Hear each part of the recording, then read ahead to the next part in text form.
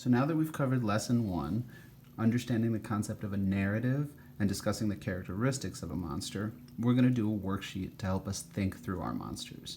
So we'll need writing utensils and a sketchbook. Now when we talk about the narrative, what we really are saying is a personal story or recollection of events. So make sure your students understand what a narrative is supposed to be. Now monsters don't just have a backstory, they also have unique characteristics that you might not find in average people or characters. They have an obsession. Like in this case, we see the monster from the Leprechaun movies is obsessed with gold.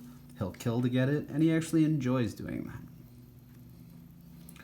When we talk about what provokes or motivates a monster, we have to think through those things, such as Dracula is provoked and motivated by blood. He's also provoked by religious symbols. Frankenstein is provoked by fire. Some monsters, like Sully from Monsters, Inc., are motivated to do good things and be helpful.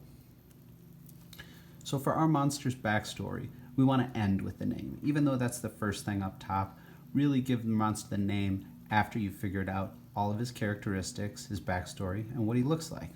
So for my monster's strengths and powers, he has strength, extreme grip, he can multitask, he has anxiety for his weakness, excess energy, poor balance, and his obsessions are double and triple checking things, he's afraid of loss, and he collects a lot of junk. Now my monster is only a little bit scary, not even halfway, and he's more cute than scary. Once we figured out those, you're going to create the actual backstory. My monster came from a distant planet where there's very little gravity, so that's why he has extreme grip. That's why he's afraid of loss. Things float off easily. Now he lives in South Chicago. He was a collector of antique toys, and he became a monster when all of his toy cars floated off into space. He tried to grab them, but lost his grip, and he floated in space for 1,000,007 years until all his hot rod cars fell into Earth's gravitational pull, where they burned up in the atmosphere. He was passed out on Mr. Salas's lawn, that's me, and I took him in. So think about the fact that this monster's whole backstory on how he got here is all related to loss. Now what provokes him are small objects that have no owners. Glasses, keys, things like that. He has to grip them until his friend, Mr. Salas, reclaims them. So now that we've come up with the backstory, all the characteristics, and the ideas behind the monster, we want to make sure that our sketch and everything in it fits with what we put in our worksheet. And we also want to consider later we're going to be using clay.